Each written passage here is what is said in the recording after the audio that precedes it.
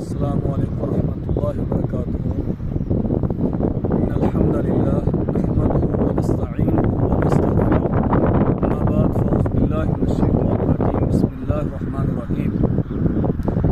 آج کی حدیث کراچی میں بحریہ ٹاؤن میں ہم آئے تھے، تو میں نے مناسب سمجھا کہ ایک حدیث پیارے نبی صلی اللہ علیہ وسلم کی اس خوشگوار موسم میں آپ کے سامنے پیش کی جائے۔ یہاں کا ماحول بہت اچھا ہے، ماشاءاللہ نعمت ہے یہاں کے رہنے والوں کے لیے۔ تو یہ دنیا جتنی بھی حاصل ہو جائے انسان کے لیے، یہ اللہ کے ہاں اس کی کوئی قدر و قیمت نہیں ہے، حیثیت نہیں ہے۔ جو بندہ اس دنیا کے ساتھ ساتھ اپنے رب کی بندگی میں رہتا ہے، اس کو دنیا مل جائے تو یہ بہت بڑی سعادت ہے، ورنہ اکیلی دنیا جتنی بھی حاصل کی جائے وہ کم ہے۔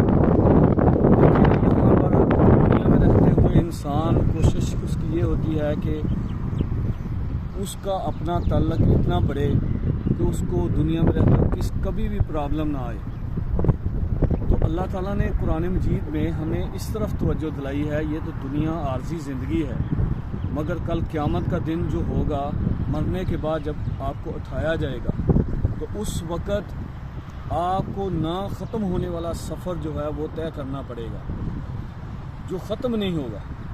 اس وقت آپ کو جو سفارش کی ضرورت ہے، تعلق کی ضرورت ہے، آپ کے لیے جو اتھارٹی ہونی چاہیے وہ ڈھونڈنے کی ضرورت ہے۔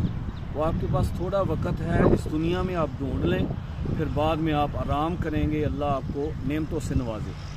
اس کے بارے میں مختصر قرآن مجید میں سورۃ بقرہ میں 123 نمبر آیت میں اللہ تعالیٰ فرماتے ہیں، وَاتَّقُوا يَوْمًا لَا تَجْزِي نَفْسٌ عَن نَفْسٍ شَيْئًا وَلَا يُقْبَلُ مِنْهَا عَدْلٌ وَلَا تَنفَعُهَا شَفَاعَةٌ وَلَا هُمْ يُنصَرُونَ۔ ایسے دن سے ڈرو کہ جس دن وَاتَّقُوا يَوْمًا لَا تَجْزِي نَفْسٌ عَن نَفْسٍ، کسی نفس کے بدلے میں، جان کے بدلے میں جان دے کر بندہ چھٹکارا حاصل نہیں کر سکے گا۔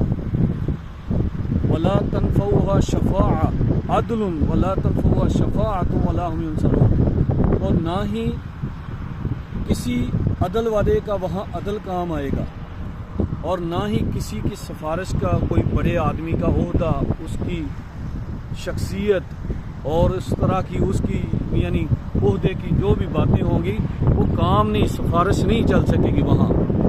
وَلَا هُمْ يُنصَرُونَ، نہ وہاں کوئی آدمی کسی کی مدد کر سکے گا۔ تو ایک نسخہ نبی صلی اللہ علیہ وسلم نے فرمایا، جو آدمی یہ چھوٹا سا کام کرے، وجبت لہ شفاعہ یوم القیامہ، اس کے لیے قیامت کے دن میں نبی اکرم صلی اللہ علیہ وسلم سفارش کرنا میرے لیے واجب ہو جائے گا۔ تو میں آپ کو چھوٹی سی بات بتاتا ہوں جس سے ہمارا بہت بڑا قیامت کے دن بن جائے گا۔ نبی صلی اللہ علیہ وسلم آپ کی سفارش کرے، اور امام الانبیاء جس سے سفارش کریں گے ان کا کیا حال ہوگا۔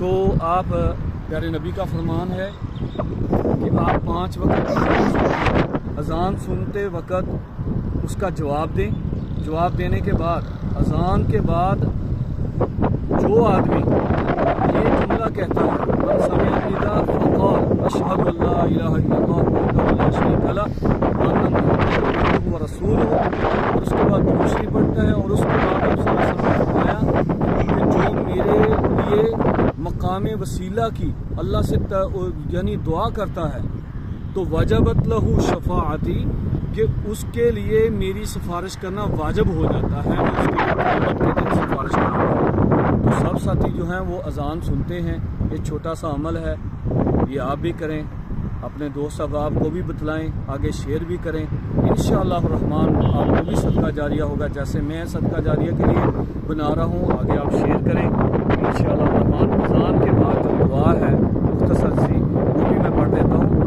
اللہم رب هذه الدعوة التامة والصلاة القائمة آت محمدا الوسیلة والفضیلہ وابعثه مقاما محمودا الذی وعدتہ۔